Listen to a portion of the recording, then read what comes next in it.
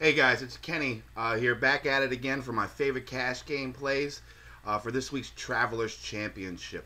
Before we get into the Travelers, let's look back at my picks from last week. Last week was a chalk disaster. DJ, Sergio, JB, Rory, Woodland, all chalky players that missed the cut. Luckily, because of all the carnage, 4 or 6 through lineups actually easily cashed in double ups. And if you watched last week, three out of the 4 of my picks made the cut. So if you used all 4 and had one more golfer that you picked on your own that made the cut, then you probably won. My picks last week were Dustin Johnson, Adam Scott, Charles Schwartzel, and Steve Stricker. Scott did well, finishing -5 inside the top 20. Charles made us sweat by making the cut on the number. Rory bogeying his last hole on Friday actually was very beneficial to Schwartzel because it made the cut stay at +2. If Rory birdied that hole, which was the easiest par 5 on the course, one of the easiest holes on the course, the cut would have moved to +1 and Charles would have missed. So that was actually helpful. And Stricker, he easily made the cut, but he sort of faded on the weekend, finishing in -2 and 42nd place. Now, let's move on to this week, the Travelers Championship. It's going to be played at TPC River Highlands in Cromwell, Connecticut. River Highlands is not that difficult of a course, and it produces some very low scores. The winning score is usually somewhere in the mid-teens, and it can get as high as -20 or above. The course is short, the fairways are wide, and even though the greens are on the smaller side, 2/3 of all approach shots still find the putting surface. We've seen bombers win here, short guys win here, really bad putters win here. So it's basically wide open this week. The stats I'm looking for are a little different than usual. I'm not looking at any driving stats this week. To me, I think this course is a second shot course. So I'll be looking at strokes gained on approach shots, proximity from 125 to 150, and 150 to 175. Nearly 50% of all approach shots come from those two ranges. I'm also looking at par 4 scoring, since it is a par 70 with 12 par 4s. And I'm looking at birdie or better percentage, since it is a birdie fest out there this week. I'll also be taking a close look at course history, as there seems to be a lot of guys in the field that love playing this course and has the record to prove it. So let's move on to my picks. First pick, not surprising.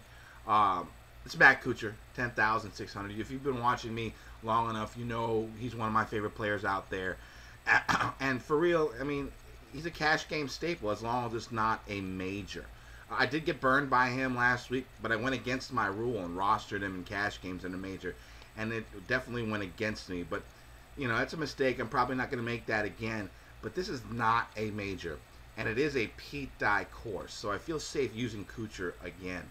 Pat Mayo tweeted out earlier this week that Kuchar hasn't finished worse than 9th in any Pete Dye designed course this year. And according to Josh Culp at futureoffantasy.com, Kuchar is the second best golfer on Pete Dye designed courses since 2013, right behind Jason Day. Anytime you're right behind Jason Day in something, you're doing pretty well. Kuchar hasn't missed a cut here in his career and has great stats for the course. He's 34th in strokes gained approach, makes a bunch of birdies, is 12th in strokes gained tee to green, and is in the top 10 in par 4 scoring. So don't let last week dissuade you. I think he's safe. I think he's a good bet. I think if I remember correctly, he's finished in the top 10 in 8 of his last 10 non-major starts, which is pretty incredible. And this is not a major. It's a pretty easy course. I think you can see Kuchar at least making the cut and probably finishing up fairly high. My next pick is going to be Webb Simpson at $10,000. Yes, Webb Simpson. Crappy putter Webb Simpson. Yes, I'm using him. He is actually my #1 golfer in my Moosonomics spreadsheet, which you can get on projectroto.com, and it's not even close. Stat-wise, he's leaps and bounds ahead of everyone else for the stats that I'm personally looking for this week. He's 11th in strokes gained approach, 8th in par 4 scoring, 36th in birdie or better percentage, 7th in proximity from 125 to 150, 25th in proximity from 150 to 175, and 12th in strokes gained tee to green. He's been playing really solid golf lately, making 5 of his last 6 cuts with 4 top 15s in that span. He also has made all 6 of his cuts at TPC River Highlands and finished 5th his last time here. I know he's a bad putter, but he looks like he's been improving on the greens with his new putting grip. He's now using the Kuchar left-hand anchoring style of putting. And, since he switched to that is when he started going on this run of a bunch of top 15s. I think this was a good move because we know he has the tee to green game to win. I mean, he won the U.S. Open, for God's sakes. He just needs to marginally improve his putting, and it looks like he's doing so. Poor putters have won here in the past, and Webb Simpson, he's actually my pick to win this week. All right, next pick, it's going to be the course horse, Ryan Moore, at $7,800. He's played River Highlands 9 times, missing the cut only once, with 6 top 15 finishes, 5 top 7 finishes, and 4 top 5 finishes. That's really solid course history, no matter who you are, no matter what the course is. He hasn't been playing much this year, I think, due to the birth of a new child, but he has made his last 4 cuts on tour against elite fields. The last 4 events he's played were the last 3 majors, the Open, U.S. Open, PGA Championship, and the Memorial, and he made the cut in all 4. This is a good field, but it's definitely not elite, so he should be able to move up on his finishes. I mean, he was averaging around 45th, 50th in those 4 tournaments, but he still made the cut. His price is very reasonable, and I expect him to at least make the cut this week. And he has a good chance for a top 10 if his record is an indicator of how he plays this course. So, last pick, it's going to be Brian Harman at $7,700.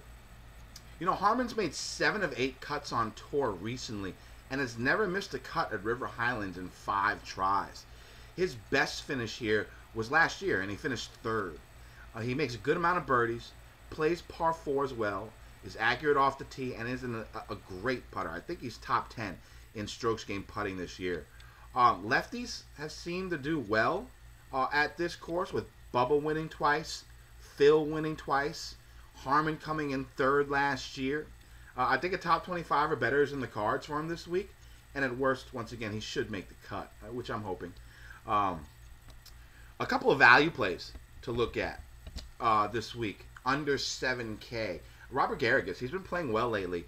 And his stats, especially his approach stats, are all really solid. He's in the top 10 in my Moosonomics model when it just comes to stats this week. He's 6,500. I like him.